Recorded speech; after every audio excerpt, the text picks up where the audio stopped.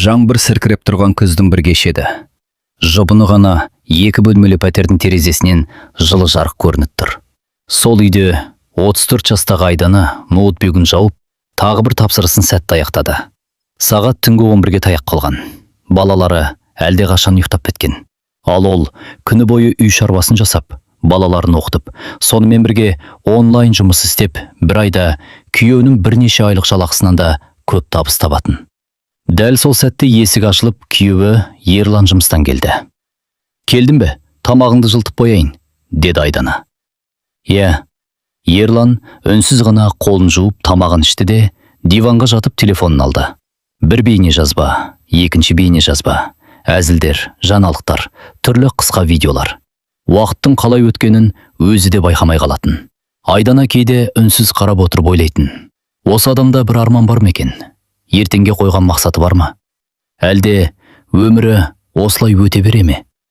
Ерлан жаман адам емес еді. Ішімдік ішпейді, темекі тартпайды, үйіне адал. Бірақ өмірінде бір нәрсені өзгертуге деген құлшынысы жоқ болатын. Таңертең жұмысқа барады, кешке келеді, телефон қарайды, ұйықтайды. Ертеңі де дәл солай қайталанады. Жалақысы да аз еді. Ай сайын алған ақшасы несиеден, коммуналдық төлемнен және азық-түліктен артылмайтын. Ал Айдана мүлде басқа адам еді. Бала күтіміне шыққан кезде интернеттен түрлі мамандықтарды зерттеп, бірнеше ай тегін сабақтар қарап, кейін ақылы курс алып, онлайн жұмыс істеуді үйренді. Алғашында күніне 5000 теңге тапса қуанатын.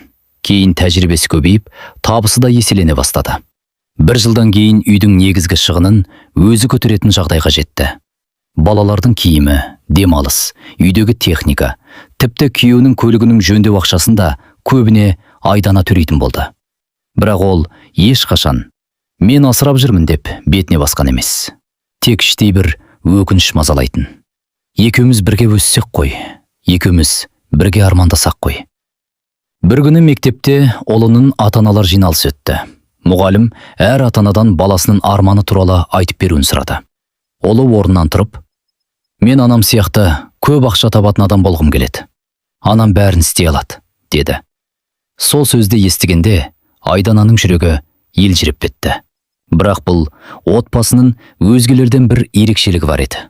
Айдананың қолынан ешқашан бір ескілеу қоңыр блокноты түспейтін. Ол блокнот жай ғана дәптер емес, оның армандары мен жоспарларының картасы секілді болатын. Әр айдың басында жаңа бет ашып, осы айда неге қол жеткіземін? Қандай табыс табамын? Не үйренемін? Отбасым үшін не істеймін? Деп бәрін ұқыпты жазып қоятын. Тіпті әр орындалған мақсаттың жанына күнін қойып, белгі соғып жүретін. Балалар да мұны күнде көріп өсті. Бір күні қызы дәптер алып, «Анашым, мен де сен сияқты арманымды жазайыншы», деді. Олы болса, «Мен өскенде онлайн жұмыс істеймін. Саған үлкен үй алып берем» деп мәз болатын. Айдана күліп, «Арман жазған адам міндетті түрде әрекет етуі керек. Жазып қана қоймай, күнде соған бір қадам жасау керек», деп балаларына қайта-қайта айтып отыратын. Сол сөздер балалардың санасына ерте сіңіп қалды. Ал Ерлан болса, бұрынғы әдетінен аса қоймады. Жұмыстан келеді, тамағын ішеді, телефонын алады. Бір видео, екінші видео, үшінші видео. Осылайша түннің қалай өткенін де байқамайтын. Кейде сағат 12-ден асып кетеді, кейде түнгі 1-ге дейін. Демалыс күндері одан да көп уақытын телефонға жұмсайтын.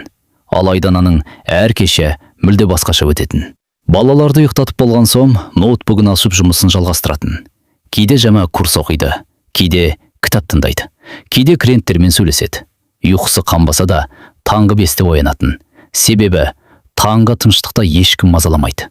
Сол 2 сағат оның өмірін өзгерткен уақыт еді. Қолына кофе алып, блокнотын ашады. Бүгінгі міндеттерін қарап шығады. Сосын бір бетке үлкен әріптермен жазылған сөйлемге көзі түсесін. 2027 жылдың соңына дейін Алматы қаласынан өз үйімізді аламыз. Бұл сөйлемнің астына қызыл қаламмен тағы бір сөзді жазып қойған еді. Міндетті түрде. Олар сол кезде Алматыдан 2 сағаттай жерде орналасқан шағын қалада жалдамалы пәтерде тұратын. Пәтердің төбесі кейде су ағатын. Қыста суық, жазда ыстық. Балалардың жеке бөлмесі жоқ. Айдананың ең үлкен арманы балаларын Алматыда жақсы мектепте оқытып, өз үйінің кілтін қолына алу болатын. Ол бұл арманын күнде оқып шығатын. Көз алдына сол үйді елестететін. Бірақ жай ғана қиялдамайтын. Күн сайын сол мақсатқа жақындататын мақты әрекет жасайтын. Ал Ерлан болса бұл туралы естіген сайын күлімсіреп: Алматыда үй алу оңай емес қой. Біз сияқты адамдарға ол арман ғана, деп қолын бір сілтейтін. Айдана болса жай ғана жымиып: арман орындалмайды емес, оған жеткізетін әрекет жетіспейді, деп жауап беретін. Бір күні таңғы сағат 5-те Айдана тағы да ноутбугының алдында отырған еді. Үй іші тып-тыныш. Балалар ұйықтап жатыр. Ерланның да тәтті ұйқыда жатқан кезі. Айдана жаңа ғана үлкен жобасын аяқтап, клиенттен қомақты төлем алған болатын. Банктегі есепшотына түскен ақшаны көріп, көзіне еріксіз жас келді. Аллаға шүкір, еңбегімнің жемісі осы екен, деді іштей. Сол күні кешке Ерлан жұмыстан келгенде Айдана ерекше қуанышты болды. Ерлан, саған бір жаңалығым бар. Не болды? Мен жақсы ақша таптым. Машалла, қанша? Айдана сомасын айтты. Ерлан таңырқап қалды. Осынша ақша ма? Иә, осы жолы өзімізге сыйлық жасайық деп шештім. Қандай сыйлық? Дубайға барайық. Төртеміз саяхаттайық. Ерлан бірден басын шайқады. Қойшы, одан да осы ақшаны жинайық. Немесе машинаны жаңартайық. Біздің көлік ескіріп қалды ғой.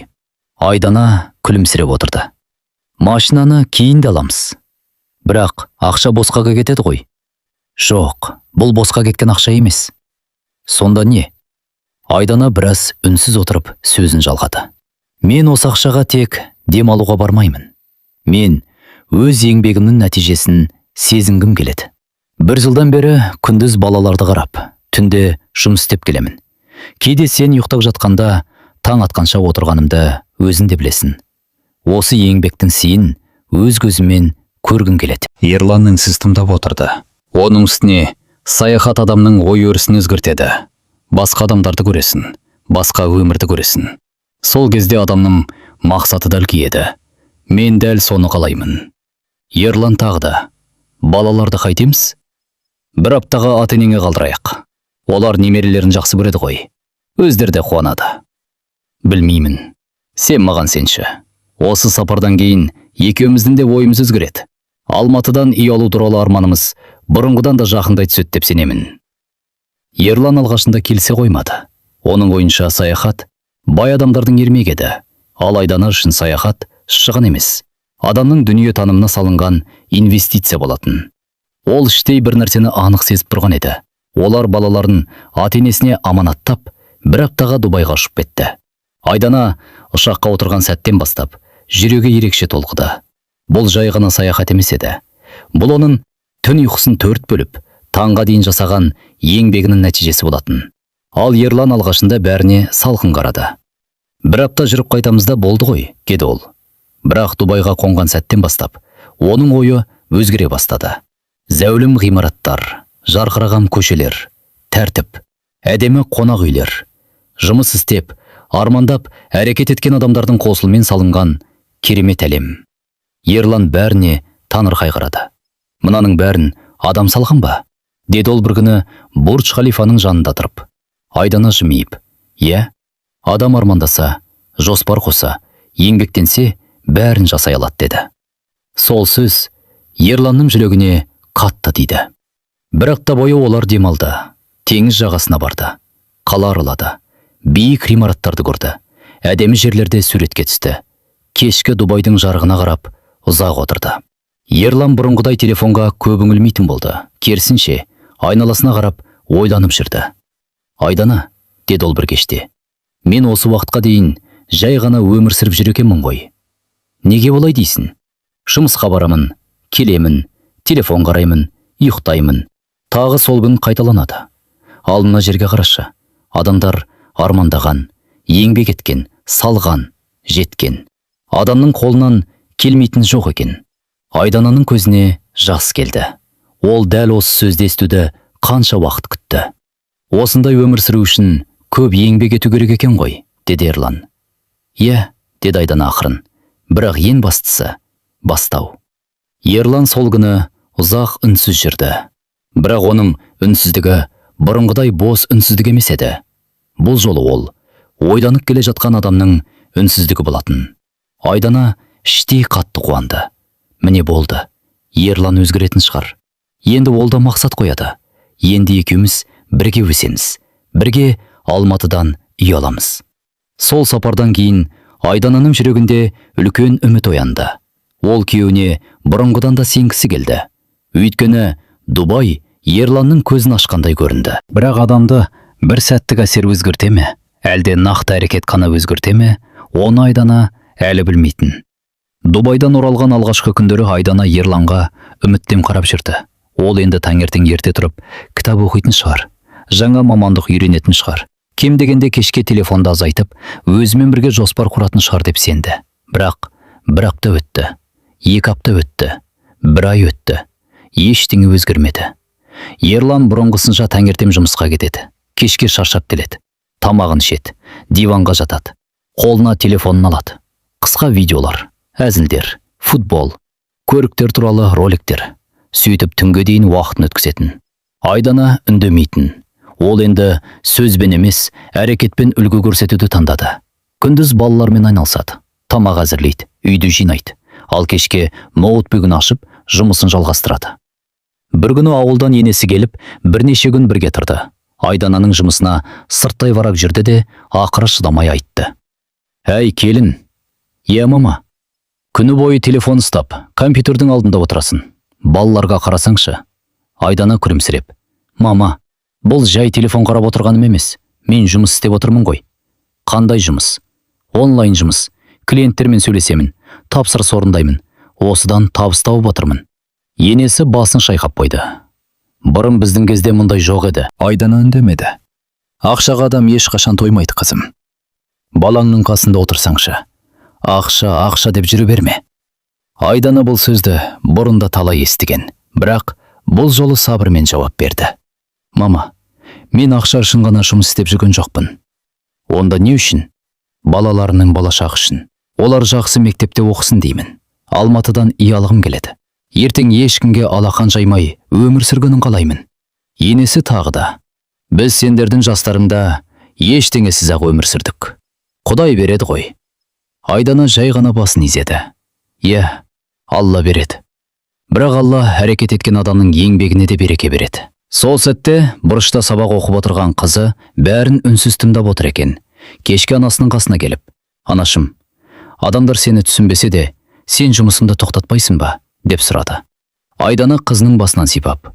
Қызым, кейде сенің арманыңды басқалар көрмейді. Сондықтан олар сені түсінбеуі мүмкін. Бірақ егер сен мақсатыңның дұрыс екенін білсең, ешкімнің сөзіне бола жолымнан қайтпауым керек. Қызы күлімдеп. Онда мен де өскенде сен сияқты еңбек етемін. Айдананың бар шаршағаны сол бір ауыз сөзден кейін ұмытылып кетті. Бірақ ол әлі алда өзіне ең ауыр сынақтың күтіп тұрғанын білмейтін. Айдананың бір жақсы қасиеті. Қолына ақша түссе, тек өзін ғана ойламайтын. Табысы көбейген сайын жақындарын қуантқысы келетін. Әке шешесіне киім алып береді. Керек дәрісін алып береді. Мереке сайын ақшалай сыйлық жібереді. Бір жылы әке анасында, ата-енесінде санаторийге жіберді. Барып демалып қайтыңыздар, денсаулықтарыңызға қараңыздар деді. Ата-енесі алғашында. Қой қызым, ақшанды шашпа деген. Бірақ Айдана қоймады. Ақша қайта келеді. Ал сіздердің денсаулықтарыңыз маңызды деді. Санаторийден қайтып келгенде енесі қуанып. Жақсы демалып келдік. Осындай жерге бірінші рет бардық деді. Айдана сол сөзге балаша қуанды. Қайнапкесі қалаға келсе де, Айдана оны құр қол қайтармайтын. Бірге дүкен аралап, ұнағаныңды таңдаңыз дейтін. Қойшы келін, қымбат қой десе де, сізге жарасса болды, деп өз ақшасына алып беретін. Көйлек керек пе, аяқ киім керек пе, сөмке керек пе, Айдана ешқашан есептеспейтін. Бірақ қызығы, ол қанша жақсылық жасаса да, ешкім оның шаршағанын көрмейтін.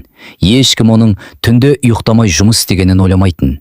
Ешкім оның табысы оңай келмейтінін түсінбейтін. Керісінше, кейде сол адамдардың өздері ақшаға тым байланып кеттін деп айтып қалатын. Сонда Айдана іштей ғана күрсінетін. Мен осы ақшаны тек өзім үшін тауып жүрген жоқпын ғой. Бірақ ол ешкімге ренішін білдірмейтін, жақсылықты біндетсінбейтін. Себебі оның табиғаты сондай еді. Берген сайын жүрегі кеңейетін. Кек бір нәрсе ғана жанын ауыртатын. Өзі бәріне тіреу болып жүрсе де, өзіне тіреу болатын адам табылмай бара жатқандай еді. 2 жыл осылай өте шықты. Сол 2 жылдың ішінде олар бірнеше рет пәтер ауыстырды. Бір үйдің қожайыны пәтерін сатам деді. Екіншісі жалдау ақысын көтерді. Үшіншісінде балаларға жалдай болмады. Әр көшкен сайын Айдана ішінен бір күні өз үйіміз болады. Ешкім бізді шығармайды. Балаларым өз бөлмесінде тыныш ұйықтайды деп өзіне уәде беретін. Сол арада Айдана жүкті болды. Жүктілігі оңай өтпеді. Шаршайтын, бел ауыратын. Кейде көзі ілініп кетейін десе де, тапсырыстарын аяқтауы керек еді. Түн ортасы ауғанда бәрі ұйықтайды. Ерлан да баяғыдай телефонын қарап жатып ұйықтап қалады. Ал Айдана ас үйдегі кішкентай үстелге отырып ноутбугын ашатын. Кей түндері таң атып кеткенін байқамай қалатын. Бір қолымен ішін сипап, балам кешірші. Анан сендер үшін еңбек етіп жүр дейтін. Сыбырлап. Ол Ерланға ренжитін, бірақ жек көрмейтін. Себебі Айдана күйеуін әлі де жақсы көретін. Оның жаман адам емес екенін білетін. Тек Ерланның бойында үлкен мақсатқа деген от жоқ еді. 2 жылдың соңында Айдананың ең үлкен арманы орындалды. Ол Алматыдан үй алды. Кілтті қолына ұстаған күні Айдана үнсіз жылады. Бұл үйдің әр кірпішінде оның ұйқысыз түні бар еді. Әр бөлмесінде оның төзімі бар еді. Әр терезесінде оның арманы бар еді. Ерланның жалақысы аз болса да, Айдана оны да жинаққа қосып отырды. Бірақ үйдің негізгі ақшасы Айдананың онлайн еңбегінен жиналған табыс еді. Сол күні ол блокнотын ашып, 2 жыл бұрын жазған мақсатының жанына белгі қойды. Алматыдан өз үйімізді аламыз. Сосын астына бір ғана сөз жазды. Орындалды. Балалары жаңа үйге кіргенде қуанып жүгіріп жүрді. Анашым, бұл біздің үй ме? Иә, бұл біздің үйіміз. Сол сәтте Айдана бәрін ұмытқандай болды. Пәтерден пәтерге көшкен күндерінде, енесінің ауыр сөздерінде, ұйқысыз түндерінде, ішіндегі жалғыздығында. Бірақ оның жүрегінің түбінде бір сұрақ үнсіз қалып қойды. Мен арманыма жеттім. Ал енді Ерлан екеуміз бірге бақытты бола аламыз ба? Алматыдан үй алу Айдана ойлағандай оңай болған жоқ. Ол бірнеше ай бойы үй қарап жүрді. Бір үй ұнайды, бағасы қымбат. Екіншісінің орналасқан жері қолайсыз. Үшіншісінің құжатында мәселе бар. Бір күні өзі көптен армандаған үйді көрді. Жарық, кен, балалар ойнайтын ауласы бар. Мектеп жақын. Айдана үйдің табалдырығын аттай сала. Ерлан, осы үйді алғың келеді, деді. Ерлан да үйді ұнатты. Әдемі екен. Бірақ бағасын естігенде екеуі үнсіз қалды. Жинаған ақшалары жетпейтін. Шамамен 10 миллион теңге жетіспеді. Үйден шыққан соң Ерлан, қойшы, басқа арзанда үй қарайық. Осынша ақша жоқ қой. Айдана көліктің терезесіне қарап ұзақ отырды. Сосын жай ғана. Жоқ. Мен осы үйді алам. Қалай? 10 миллион теңге кредит алам. Ерлан таңырқап қалды. Онда үлкен қарыздан қорықпайсың ба? Айдана күлімсіреді. Қорқамын. Онда неге аласың? Себебі мен өзіме сенемін. Ертең төлей алмасаң ше? 2 жыл бұрында ешкім менің осындай табыс табатыныма сенген жоқ. Бірақ Аллаға шүкір, еңбектеніп жүріп осы күнге жеттім. Бұл кредитті де еңбегіммен жабамын. Ерлан үндемей қалды. Ол әйелінің бойындағы сенімді бұрыннан білетін. Ақыры құжаттарға қол қойылды. Айдана 10 миллион теңге несие рәсімдеді. Үйдің кілтін қолына алған күні жүрегі дүрсілдеп тұрды. Қуаныш пен қорқыныш қатар келді. Енді ай сайын осы кредитті де төлеуің керек. Бірақ бұл өз үйіміз үшін. Кешке жаңа үйдің еденіне жай ғана отырып қалды. Үйде жиһаз әлі жоқ, бөлмелер бос, қабырғалар үнсіз. Айдана алақанын еденге қойып, Аллаға мында бір шүкір. Балалар менді жалдамалы пәтерден пәтерге көшпейді, деді көзіне жас алып. Сол сәтте Ерлан әйеліне қарап, Мен сенің осынша мықты екеніңді бұрын түсінбеппін. Айдана күлімсіреп, бұл үй екеуміздің үйіміз. Сенің де еңбегің бар. Сенің жалақың аз болса да, әр ай сайын бір тиынын қалдырмай отбасына әкеліп бердің. Мен де өз табысымды қостым. Ең бастысы, балаларымыздың өз шаңырағы болды, деді.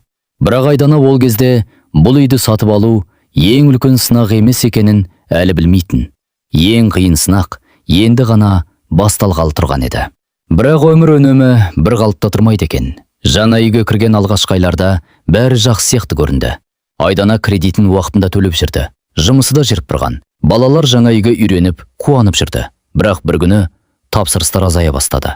Бұрын күн сайын жазатын клиенттер үнсіз қалды. Бір жоба тоқтады. Екінші клиент төлемін кешіктірді. Үшінші адам мүлде жауап бермей кетті. Айдан алғашында өз-өзін жұбатты. Бәрі уақытша. Қайта қалпына келеді деді. Бірақ күн өткен сайын жағдай қиындай берді. Кредит бар, үйдің шығыны бар, балалардың қажеті бар, ішіндегі сәбиі бар. Оның үстіне дәл сол кезде Ерлан да жұмысынан босап қалды. Қысқарту болып жатыр екен, деді ол бір күні үйге ерте келіп. Айдана үнсіз қалды. Енді не істейміз, деді ақырын. Білмеймін. Бірдеңе табылар, деді Ерлан. Бірақ бірдеңе табылар деген сөз сол күйі сөз болып қалды. Алғашқы күндері Ерлан жұмыс іздейтін сияқты көрінді. Бір-екі жерге хабарласты, сосын жауап күтті. Кейін ол да тоқтады. Таңертең тұрады, шай ішеді, диванға жатады, телефонын алады. Бір видео, екінші видео, үшінші видео. Күн батса да сол қалпы. Айдана ас үйде отырып, ноутбугын ашып, тапсырыс іздейді. Клиенттерге жазады, жаңа ұсыныстар жібереді. Бірақ бұрынғыдай жауап көп келмейді. Кей түндері ол экранға қарап отырып, жылап жіберетін. Ерлан, сен де бір жұмыс қарап көрсемші, деді бір күні. Қарап жүрмін ғой. Күні бойы телефон қарап жатсың ғой. Онда не істейін? Қазір жұмыс жоқ. Айдана терең дем алды. Жұмыс жоқ емес, іздеу керек. Ерлан ашуланып кетті. Сен мені кінәлап отырсың ба? Жоқ, мен тек қорқып отырмын. Бізде 10 миллион кредит бар. Үйдің шығыны бар, балалар бар. Ерлан телефонын үстелге тастай салды. Сен өзің алдың ғой сол кредитті. Бұл сөз Айдананың жүрегіне пышақтай қадалды. Ол күйеуіне ұзақ қарап қалды. Иә, мен алдым. Бірақ бұл үйді өзің үшін ғана алған жоқпын ғой. Ерлан үндемеді. Сол түні Айдана ұйықтай алмады. Балаларының бөлмесіне кіріп, олардың ұйықтап жатқан жүздеріне қарады. Сосын жаңа үйдің бос дәлізіне шықты. Кезінде дәл осы үй үшін күрескен еді. Ал енді сол үйді сақтап қалу үшін тағы да жалғыз күресу керек екенін түсінді. Ол көз жасын сүртіп блокнотын ашты. Беттің жоғарғы жағына бір сөйлем жазды. Мен бұл қиындықтан да өтемін. Бір күні кешкі ас үстінде Айдана тағы да ай сайынғы төлемдерді есептеп отырды. Ноутбугі ашық. Блокноттың бір беті толған сандар. Кредиттің мерзімі, балалардың шығыны, коммуналдық төлем. Ерлан үнсіз отырып шайын ішті де. Айдана, осы үйді сатып жіберейікші. Айдана басын көтерді. Не дедім? Үйді сатайық. Кредиттен құтыламыз.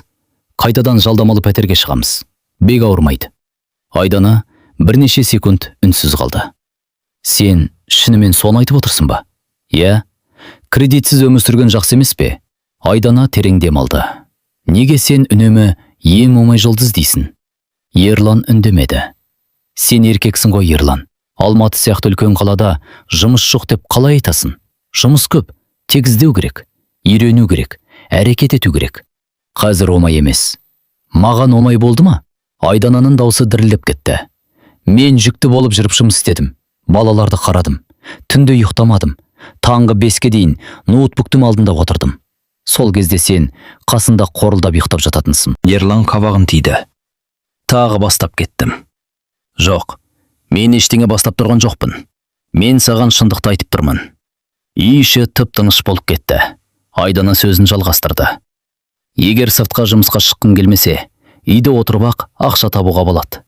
Мен саған онлайн жұмысты үйретемін. Бәрін басынан бастап көрсетемін. Клиентпен қалай сөйлесу керек, қалай жұмыс істеу керек, бәрін үйретемін. Ерлан басын шайқады. Ол маған қызық емес. Неге? Мен компьютердің алдында отыра алмаймын. Бірақ телефонның алдында күніне 10 сағат отыра аласың ғой. Бұл сөзден кейін Ерлан үндемей қалды. Айдана күнде бір көріністі көретін. Таңертең телефон, түсте Телефон. Кешке. Тағы телефон. Әлеуметтік желідегі қысқа видеолар. Бірінен кейін бірі. Сосын түн ортасында телефоны қолынан түсіп кетеді де диванда қорылдап ұйықтап қалатын. Ал Айдана сол уақытта ас үйдегі шамды ғана жағып, ноутбугының алдында отырып, тағы бір мүмкіндік іздейтін. Кейде жаңа клиентке хат жазады, кейде жаңа дағды үйренеді, кейде өзіне болды, шаршадым дейді. Бірақ келесі минутта балалар есіне түседі, сосын қайта жұмысын жалғастырады. Ал Ерлан болса, кредит туралы сөз қозғалған сайын бір ғана жауап айтатын. Үйді сатайық. Бір күні Айдана шыдай алмады. Ерлан, сен үйді сатып құтылғың келеді, ал мен сол үйді сақтап қалғым келеді. Себебі бұл үйдің қабырғасында менің ұйқысыз түндерім тұр. Бұл үйдің әр кірпішінде менің көз жасым бар. Мен жалдамалы пәтерден пәтерге көшіп шаршадым. Енді артқа қайтпаймын. Ол осы сөзді айтқанда дауысы қатты шыққан жоқ, бірақ дәл сол тыныш айтылған сөздер Ерлан бұрын соңды естімеген ең ауыр сөздер еді. Сол күннен кейін Айдана бір нәрсені түсінді. Ерланды өзгертуге тырысып шаршаған еді. Сол себепті ол енді ештеңе айтпайтын болды. Жұмыс ізде, онлайн үйрен, әрекет ет. Осындай сөздердің бәрін тоқтатты. Өйткені адам өзі қаламайынша ешкім оны өзгерте алмайтынын түсінді. Іштей ғана бәлкім бір күні өзі түсінер деп қоятын. Айдананың босануына санаулы апталар қалды. Іші әбден үлкейген, кеш шаршайды. Кейде белі қатты ауырады. Тынысы тарылып кететін кездерде болатын. Бірақ соған қарамастан ноутбугын жаппады. Күн сайын жұмысын жалғастырды. Бір қызығы, дәл сол қиын кезінде Алла оның несібесін кеңейткендей болды. Бір күні жаңа клиент хабарласты. Екінші күні тағы бір үлкен жоба келді. Артынша бұрынғы клиенттері қайтадан іздей бастады. Сізбен тағы жұмыс істегіміз келеді деген хабарламалар көбейді. Айдана әр жаңа тапсырыс келген сайын «Әлхамдулилля» деп күбірлейтін. Ол өзінің емес, Алланың берген несібесі екенін жақсы білетін. Кей күндері күні бойы балалармен жүреді. Кешке тамақ дайындайды, үй жинайды. Түнде клиенттердің жұмысын аяқтайды. Таң намазының уақыты жақындағанда ғана ноутбугын жабатын кездері де болды. Қатты шаршайтын, кейде көзінен жас шығып кететін. Бірақ ол ешқашан менің өмірім қиын деп шағымданбады. Ерланға да бұрынғыда ештеңе айтпайтын болды. Телефон қарап жатса да үндемейді. Түске дейін ұйықтап жатса да оятпайды. Неге жұмыс іздемейсің деген сұрақты да қоймайтын болды. Тек іштей, әр адамның оянатын өз уақыты болады. Бәлкім бір күні Ерлан да өмірдің мәнін түсінер. Мен күштеп өзгерте алмаймын деп ойлайтын. Бір күні қызы анасына қарап, «Анашым, сен неге әкеммен ұрыспай кеттің?» деп сұрады. Айдана қызының қолынан ұстап, күлімсіреді. «Қызым, кейде үнсіздік ең дұрыс жауап болады. Мен енді күшімді біреуді өзгертуге емес, өзімді және сендерді алға жетелеуге жұмсағым келеді». Қызы түсінгендей басын изеді.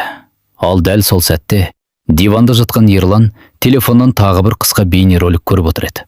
Ол әйелінің ішкі дүниесінде қаншама нәрсе өзгеріп кеткенін әлі байқамаған болатын. Бірақ өмір көп ұзамай Ерланға да үлкен сабақ дайындап қойған еді. Күздің соңғы айы еді. Айдананың босануына санаулы күндер қалды. Дәрігер, кез келген уақытта толғақ басталуы мүмкін. Көп жүрмеңіз, көбірек демалыңыз деп ескерткен. Бірақ Айдана үшін демалу деген сөз тек қағаздағы кеңес болып қалды. Таңертең балаларын мектепке дайындайды. Үйдің шаруасын бітіреді. Клиенттердің хабарламасына жауап береді. Түсте тағы жұмыс, кешке тағы жұмыс, түнде тағы ноутбук. Кредиттің төлем күні жақындаған сайын ол бұрынғыдан да көп еңбек ететін. Бір күні кешке жаңа клиенттен ірі тапсырыс түсті. Айдана қуанып кетті. Әлхамдулилля, дәл уақытында келді. Ол жұмысты бастап кеткен. Сол кезде Ерлан ас үйге кірді. Не істеп отырсың тағы? Жұмыс. Осы сенің жұмысың ешқашан бітпейді екен. Айдана жай ғана жымиды. Біткен күні табыста тоқтайды ғой. Ерлан иығын көтеріп, мен түсінбеймін осыны. Айдана ештеңе демеді. Ол енді дәлелдеуден шаршаған. 2 күннен кейін кредиттің ай сайынғы төлемі келді. Айдана өз картасынан ақшаны аударып отырды. Ерлан үнсіз қарап тұрды. Тағы төледің бе? Иә. Қанша қалды? Айдана сомасын айтты. Ерлан басын шайқады. Осынша ақшаны кредитке беріп отырғанша, баяғыда үйді сатып жіберген дұрыс еді. Айдана бұл жолы жауап қатпады.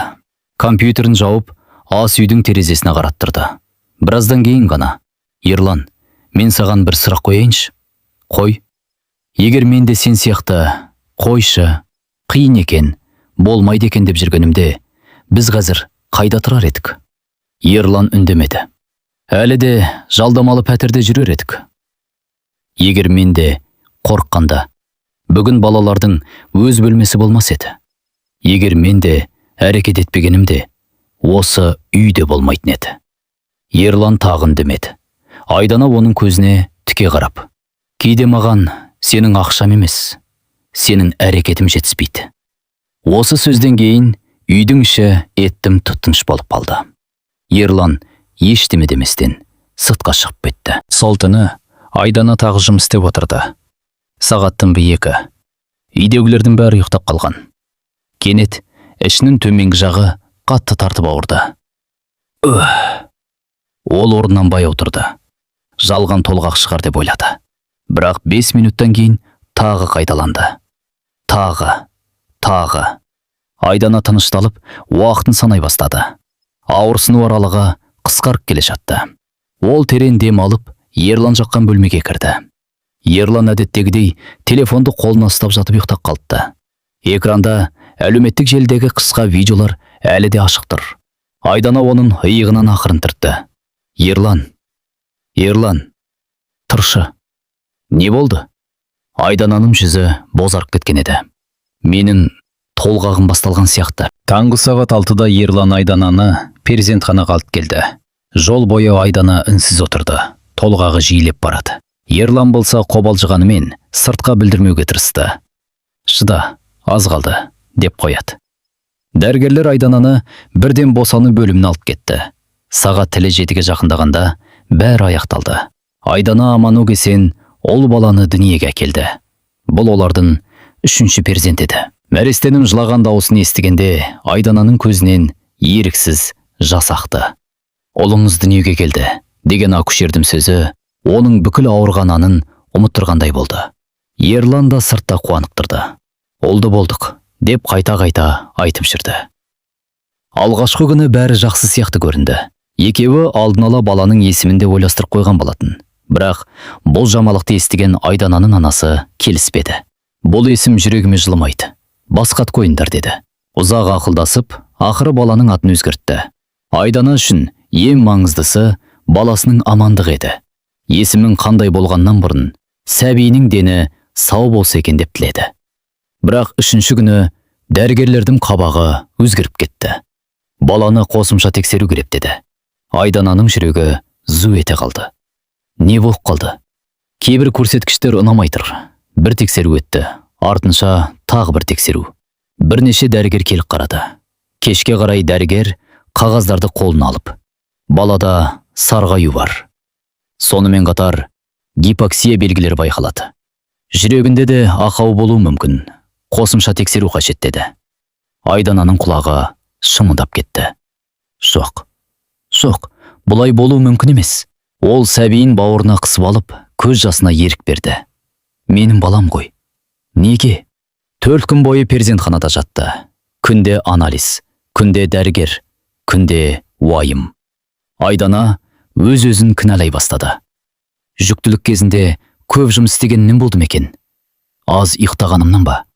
Түннің бір уағына дейін ноутбуктың алдында отырғанымнан ба? Өзімді аямай еңбек еткенім үшін балам осындай күйге түсті ме? Осы ойлар оны күні-түні мазалады. Ерлан оның жылап отырғанын көріп: «Өзімді кінәлама» деді. Бірақ Айдананың аналық жүрегі тынышталмады. Ол баласының кішкентай алақанынан ұстап отырып: «Балам, егер менің шаршағаным саған әсер еткен болса, мені кешір. Мен мұның бәрін сендер үшін істедім ғой. Сендер ештемеден таршылық көрмесін деп еңбек еттім», деп сыбырлай берді. Алайда дәрігерлердің өзі нақты себебін айта алмады. Олар бұл диагноздардың әртүрлі себептермен болуы мүмкін екенін, жүктілік кезіндегі шаршаумен ғана байланысты деп бірдем айтуға болмайтынын түсіндірді. Бірақ Айдананың ана жүрегі бәрібір өзін кінәлауды тоқтата алмады. 4-ші күні перзентханадан шыққанда оның қолында сәбиі болды. Бірақ үйге қайтқандағы қуаныштың орнына жүрегінде қорқыныш пен үміт қатар тұрған еді. Перзентханадан шыққаннан кейін Айдана бір шешім қабылдады. Баласының диагноздарын ешкімге айтпады. Тіпті ең жақын адамдарына да, әке-шешесіне де айтпады. Ата-енесіне де айтпады. Туыстарына да тіс жармады. Ол ешкімнің аяғанын қаламады. Ең бастысы, түрлі әңгіме мен қорқынышты сөздерді естігісі келмеді. Бұл сырды тек екеуі ғана білді. Айдана мен Ерлан. Бір күні кешке Айдана дәрігердің қорытындысын қайта-қайта оқып отырды. Көзіне жас келіп, Ерлан, баламызды жақсылап қарауымыз керек. Барлық тексеруден өткіземіз. Не керек болса бәрін жасаймыз деді. Ерлан қағазға бір қарап қойды. Өседі ғой, бәрі түзеліп кететін шығар. Шығар деп отыра алмаймыз ғой. Сен бәрін қатты уайымдайсың. Айдана үндемеді. Ол Ерланның бұл мәселеге аса мән бермейтінін сезді. Содан кейін бұл тақырыпты да қозғамайтын болды. Күндер өте берді. Нәресте күн сайын күтімді қажет етеді. Түнде бірнеше рет оянады, жылайды, тамақ сұрайды. Айдана дұрыс ұйықтамайтын. Бір қолында сәбиі, екінші қолында ноутбугі. Бала ұйықтаппаса, сол аралықта жұмысын істейді. Оянса, бәрін тоқтатып, қайтадан құшағына алады. Осылай күндер өтіп жатты. Кейде таңғы 4-те ғана көзілетін. Бірақ таңертең тағы үлкен балаларын мектепке дайындау керек. Өйткені өмір ешкімді күтпейді. Кредиттің төлем күні де ешқашан кешпейтін. 40 күнде өте шықты. Айдана баласын 40-нан өзі шығарды. Үйде үлкен той болған жоқ. Көп адам шақырылған жоқ. Барлығы қарапайым өтті. Сәбиді жылы суға шомылдырып, ақырын ғана Алла өміріңді ұзақ етсін, денің сау болсын, барлық сынақтарыңды жеңілдетсін, деп дұға жасады. Баласының маңдайынан сүйіп отырып, тағы да көз жасын сүртті. Бұл көз жасы ешкімге көрінбеді. 40 күндік сәбиді құшағына алып отырып, ноутбугін ашқан күндері де болды. Клиенттің жұмысы күтіп тұр. Кредиттің төлемі жақындап қалған. Бүгін демалайын деуге мүмкіндігі жоқ еді. Айдана қайтадан еңбекке кірісті. Ол ешкімге мұңын шақпады. Әлеуметтік желіде күлімдеп жүрді.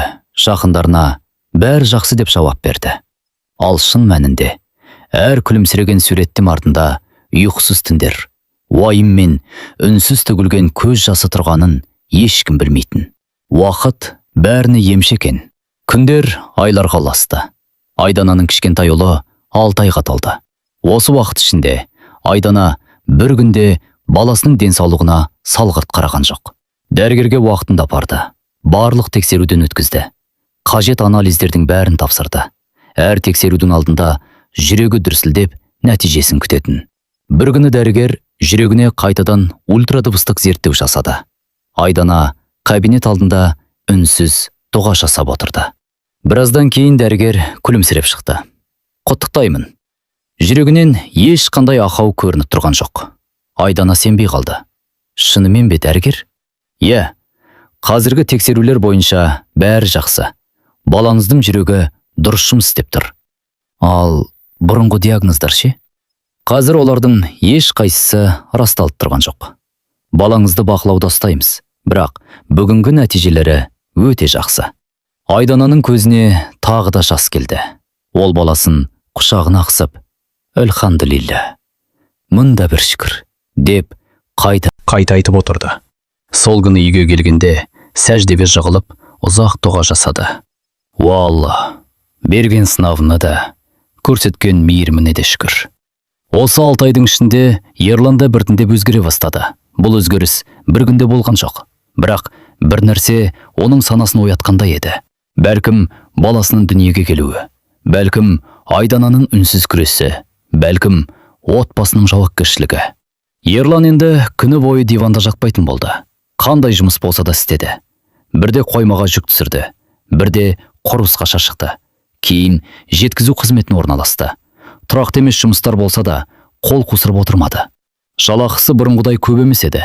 Бірақ Айдана үшін ақшаның мөлшерінен бұрын Ерланның әрекеті маңызды болатын. Бір күні кешке Ерлан жұмыстан шаршап келді. Қолдар шаң, киімі кір. Бірақ жүзінде бұрын болмаған бір сабыр бар еді. Айдана оған қарап күлімсіреді. Шаршадың ба? Иә. Бірақ бүгін өзімді жақсы сезіндім. Неге? Үйге бір нәрсе әкеліп жатқанымды сезіндім. Айдананың жүрегі жылып кетті. Ол осы сөзді көптен бері күтті. Ақша аз болса да, Ерлан енді әрекет ете бастаған еді. Ал Айдана ішінен, мен күткен күн осы шығар. Адамды ұрысып емес, уақыт пен өмірдің өзі өзгертеді екен деп ойлады. Сол кеште екеуі жаңа үйлерінің терезесінен Алматының кешкі шамдарына қарап ұзақ отырды. Екеуінің жолы ауыр болды. Бірақ сол ауыр жол оларға ең маңызды сабақты үйретті. Отбасын байлық емес, бір-біріне деген сенім, еңбек және қиындықты бірге қалу сақтап қалады. Бір күні таңертең Айдана айна алдында шашын тараптырды. Кенет көзі желкесіне түсті. Шашының арасынан үлкендігі тиындай домалақ жер аппақ болып көрініп тұр. Айдана сенбей қайта қарады. Қолымен ұстап көрді. Шынымен де сол жердегі шаш түгел түсіп қалған еді. Жоқ, бұлай болуы мүмкін емес. Ол тағы бір айна алып, жан-жағынан қарады. Шынында да, желкесінде дөңгелек болып тақыланып қалған жер бар. Айдананың жүрегі зу ете қалды. Сол күні-ақ дәрігерге жазылды. Дәрігер шашын қарап бірнеше сұрақ қойды. Соңғы уақытта дұрыс ұйықтайсыз ба? Айдана күліп жіберді. Ұйқы дегенді ұмытып кеткенмін. Көп уайымдайсыз ба? Иә. Кішкентай балаңыз бар ма? 6 айлық сәбиім бар. Жұмыс істейсіз бе? Иә, үйден онлайн жұмыс істеймін. Дәрігер басын изеді. Ағзаңыз қатты шаршаған. Тексерулерден кейін дәрігер, сізде дәрумендердің жетіспеушілігі байқалады. Ұйқыңыз дұрыс емес. Созылмалы шаршауда әсер етіп тұр деді. Айдана үнсіз тыңдап отырды. Мына витаминдерді қабылдайсыз. Күніне көбірек таза су ішіңіз. Міндетті түрде таза ауада серуендеңіз. Ең бастысы, дұрыс ұйықтаңыз. Айдана дәрігерге мұңайып қарап, ұйықтайын десем, мүмкіндік болмай жүр. Дәрігер жымиып, егер өзімізді күтпесеміз, ағзаңыз өзі сізді тоқтатуға мәжбүр болады. Бұл сөз Айдананың есінде ұзақ сақталды. Үйге кірген соң дәрілерін үстелге қойды. Бірақ өмір бұрынғысынша жалғасып жатты. Бала жылайды. Клиенттер жасады. Кредиттің төлем күні жақындайды. Демалуға тағы уақыт таппады. Ал дәл сол күндері Ерлан тағы жұмысына шығып қалды. Не болды? Деп сұрады Айдана. Жұмыс тоқтап қалды. Қысқартып жіберді. Айдана тек түсінікті деді. Бұл жолы ол ештеңе сұрамады, ештеңе айтпады. Ерлан тағы бұрынғы әдетіне қайта оралды. Таңертең кеш тұрады, телефонын алады. Бірінен соң бірі бейнеролик қарайды. Түсті де сол, кешке де сол. Айдана бір күні ас үйде дәрілерін ішіп отырып, диванда телефон қарап жатқан Ерланға көз қиығын салды. Сосын байқатпай желкесіндегі тақыр болып қалған жерді сипап қойды. Іштей ғана, менің шашым түсті. Денсаулығым сыр бере бастады. Бірақ мен бәрібір тоқтай алмаймын. Себебі тоқтастам, бұл үйдің кредитін кім төлейді? Балалардың болашағын кім ойлайды? Ол осы ойды ешқашан дауыстап айтпады. Уақыт өте берді. Кішкентай ұлдары бір жасқа толды. Үйде қарапайым ғана дастархан жайылып, туған күнін отбасы болып атап өтті. Айдана ұлына қарап отырып, сен біздің өмірімізге береке болып келдің деп маңдайынан сүйді. Бір жыл бұрынғы уайымдардың көбі артта қалған еді. Желкесіндегі тақыр болып қалған шашының орнына қайтадан қалың шаш өсе бастады. Дәрігердің кеңесін бұл жолы тыңдауға тырысты. Түнде ертерек ұйықтауды әдетке айналдырды. Су ішуді көбейтті, витаминдерін уақытында қабылдады.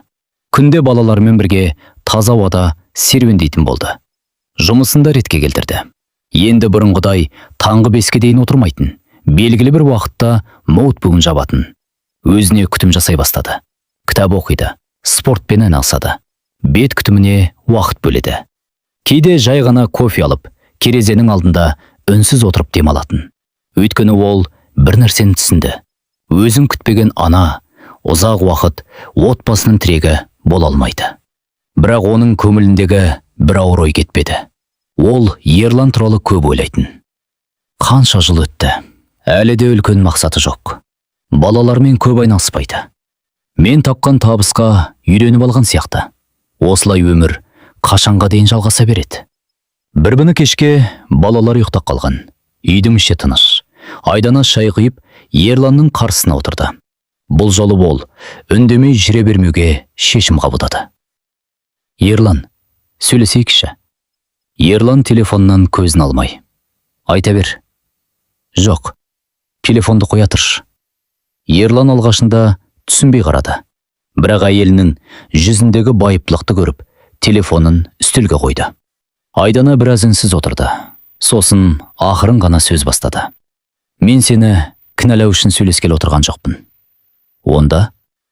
Мен шаршадым, Ерлан. Неден? Бар жауапкершілікті жалғыз көтеруден. Ерлан үндемеді. Осы үйді алдық, кредит төледік. 3 баланы өсіріп жатырмыз. Қанша қиындықтан өттік. Мен сені ешқашан ақшам үшін жақсы көрген емеспін. Қазір де жақсы көрем. Бірақ не? Мен сенің өмірге деген көзқарасың алаңдаймын. Ерлан төмен қарады. Айдана сөзін жалғастырды. Балалар өсіп келеді. Олар бізге қарап өседі. Ертең ұлым әкесіне қарап үлгі алады. Қызым болашақ жарын саған қарап таңдайды. Сен оларға қандай үлгі қалдығың келеді? Үйде жатып телефон қарайтын әке ме? Әлде қандай қиындық болса да орнынан тұрып әрекет ететін әке ме? Ерлан алғаш рет ештеме деп қарсы жауап қайтармады. Айдана көзіне жас алып: мен сенен миллионер болуды сұрап отырған жоқпын. Мен сенен тек әрекет етуіңді сұрайым. Мен сенің армандағаныңды көргім келеді. Мақсат қойғаныңды көргім келеді. Балаларымыз үшін күрескенімді көргім келеді. Мен жалғыз емес екенімді сезінгім келеді. Үйдің ішінде ұзақ үнсіздік орнады. Ерлан басын төмен салып отырды. Сол үнсіздіктен кейін Ерлан ұзақ отырды. Бір кезде ақырым ғана: Айдана. Маған үйретші. Айдана сенбей қалды. Нені? Сен істеп жүрген жұмысты, онлайн табыс табуды, клиентпен сөйлесуді. Бәрін үйрет. Мен де сен істеген тірлікті жасап көрейін. Айдананың көзіне жас келді. Бұл жолы ол реніштен емес, қуаныштан жылады. Шынымен үйренгің келе ме? Мен енді бұлай жүре алмаймын. Сен жалғыз көтерген жүкті мен де көтерсем керек екен. Сол күннен бастап Ерлан өзгерді. Айдана оған бәрін басынан бастап үйретті. Клиентке қалай жазу керек, тапсырысты қалай қабылдау керек, уақытты қалай жоспарлау керек, табысты қалай бөлу керек, бәрін көрсетті. Басында Ерлан қиналды, бірақ бұл жолы тастап кетпеді. Күн сайын үйренді, күн сайын әрекет етті. 1 айдан кейін алғашқы клиентін тапты. 2 айдан кейін табысы көбейді. 6 айдан кейін Ерланның да өз тұрақты клиенттері пайда болды. Айдана оның әр жетістігіне балаша қуанды. Көрдің бе?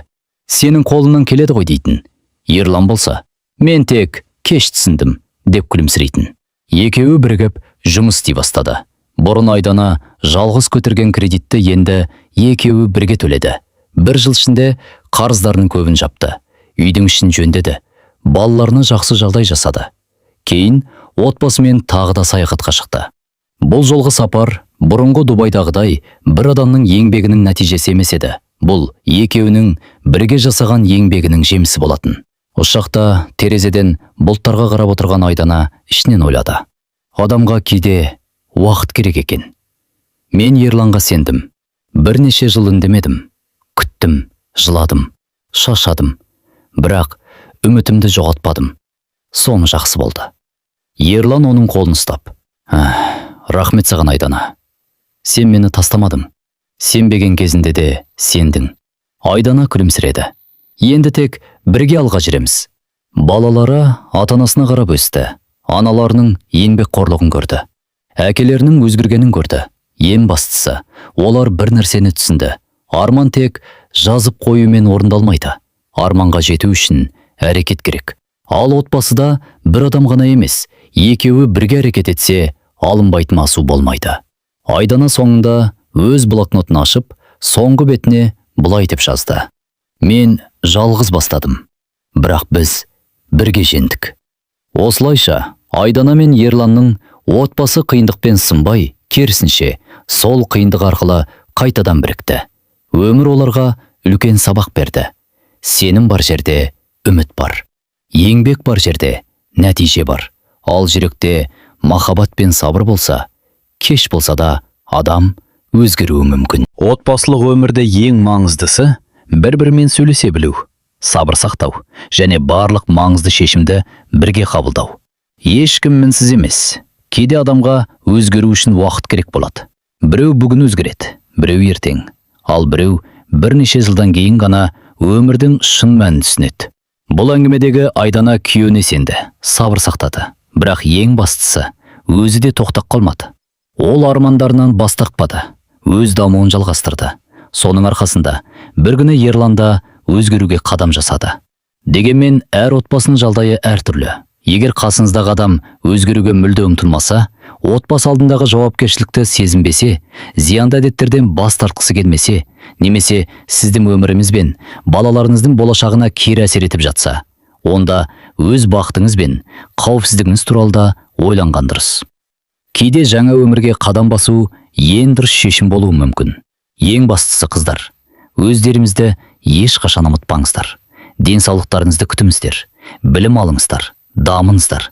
Қаржылық тұрғыдан өздеріңізді де күшейтіңіздер. Себебі бақытты ана, бақытты отбасының тірегі. Бұл әңгіме өмірден алынған оқиғалардан шабыттанып, көркем шығарма ретінде жазылды. Кейіпкерлердің есімдері өзгертілген. Егер әңгіме сізге ұнаса, арнаға тіркеліп, лайк басып, пікір қалдыруды ұмытпаңыздар. Ал сіздің ойыңыз қандай? Отбасында адамның өзгеруін күту керек пе? Әлде белгілі бір уақыттан кейін әркім өз жолын таңдағаны дұрыс па? Пікірлеріңізді міндетті түрде жазыңыздар. Қай қаладан көріп отырсыздар және жастарыңыз қаншада? Оқып шығу біз үшін өте қызық болады.